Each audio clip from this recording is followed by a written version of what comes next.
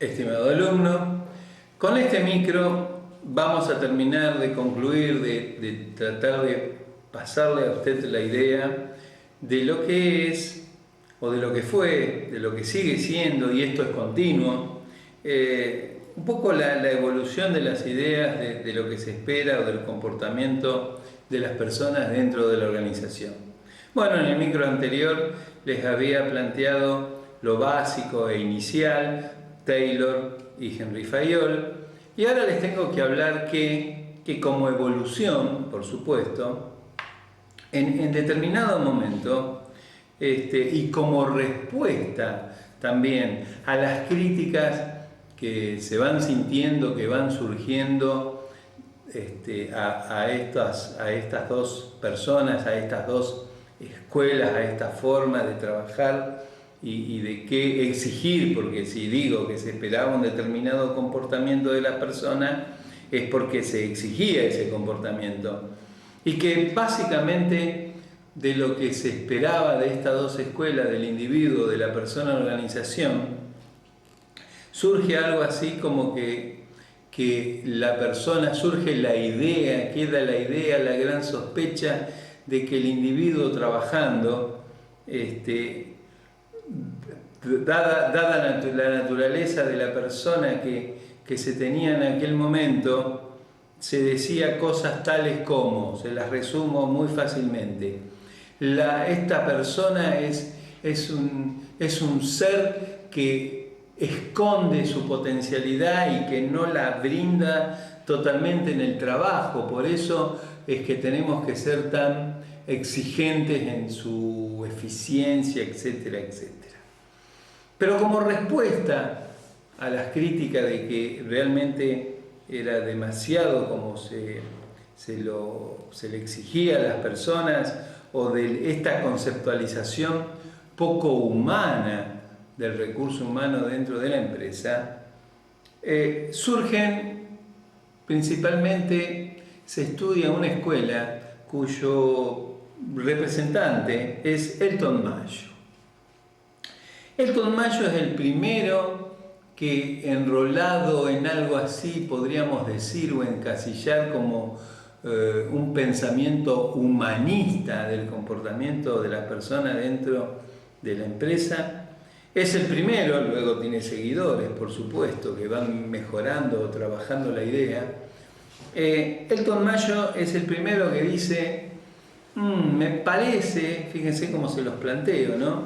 Me parece que este individuo es un ser humano, tiene alma, hay otras cosas que me parece que lo motivan, no solo el miedo a perder el trabajo, no solo lo motiva el dinero, no solo por eso trabaja 40 horas por día, etcétera, etcétera, etcétera. Con lo cual, Elton Mayo va a tener que remar y trabajar mucho para que su posición sea tenida en cuenta. Entonces, fíjense en ustedes qué es lo primero que nosotros leemos o se estudia de Elton Mayo. Las experiencias que Elton Mayo lleva a cabo en una empresa que hoy en día es una empresa líder en el mundo y que estaríamos hablando de los orígenes de General Electric. Resulta que Elton Mayo, con un grupo de personas, realizan experiencias en esta empresa. Como conclusión de estas experiencias, ustedes la van a leer cómodamente, etc. A mí me interesa darle el carisma para que ustedes se queden con la idea principal. El tema es el siguiente. Nos tenemos que situar en aquel momento, por supuesto. Nos tenemos que situar bajo la idea de que lo que hablamos de una empresa era una factoría, de que era un lugar sucio, de que era un lugar lúgubre, de que era un lugar mal iluminado, etcétera, etcétera, etcétera.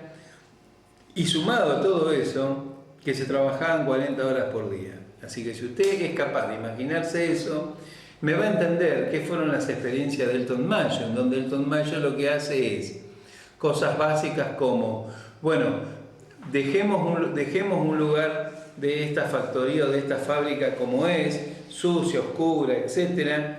y limpiemos otro lugar donde otro grupo de operarios u operarias van a trabajar, vamos a iluminarlo y veamos qué pasa. ¡Oh, qué sorpresa que se lleva a cabo este grupo de investigación encabezado por Elton Mayo, dado que la productividad, sin decir ninguna otra cosa, trabajando las mismas horas, pero bajo ese condicionamiento, limpieza e iluminación, este grupo versus el otro grupo, podemos decir que aumenta la producción o la duplica, no importa, la duplica, la aumenta, lo que sea, pero hay un indicio de que ciertos condicionamientos de estas relaciones del trabajo hace que la productividad aumente. Muy bien, entusiasmado el señor Mayo, lo que hace ahora es, imaginémonos, pintar esas sucias paredes, etcétera, mejorar la iluminación. Vamos a ver qué pasa. Oh, sorpresa del señor Mayo, de que la producción se vuelve a duplicar, triplicar, no importa. Hay indicios de que algo hace de que estas benditas relaciones laborales, ya sean del lugar, etcétera, influyen en la productividad o en la eficiencia del grupo. Conclusión, señores, Elton Mayo pasa un poco a la inmortalidad como aquella persona que, de gran sentido común, de un pensamiento humanitario muy grande, él logra con estas experiencias decir: esto no es verso, yo he hecho este experimento, tengo las pruebas, aquí está cómo ha reaccionado esta gente y cómo este otro grupo, trabajando, etcétera, etcétera, está en las mismas condiciones. Bueno, por supuesto que enrolados dentro de esta forma de pensamiento, etcétera, hay otros autores, pero el que se lleva las palmas, el que se lleva el renombre por haber iniciado todo esto es Elton Mayo y sus experiencias en la fábrica Houghton. Bueno, muy bien, pero resulta ser que el mundo evoluciona. Si hablando en términos generales, debemos mencionar que todo esto comenzó con la revolución industrial. El mundo continúa rodando, sigue rodando hoy en día. Y tenemos cosas como que el mundo también es un mundo con ganas de tener beligerancia. Viene la Primera, la Segunda Guerra Mundial, etcétera. Y las guerras también, lamentablemente, a veces con toda su carga de miseria y de muerte, también muchas veces trae, entre comillas, un cierto progreso o descubrimiento.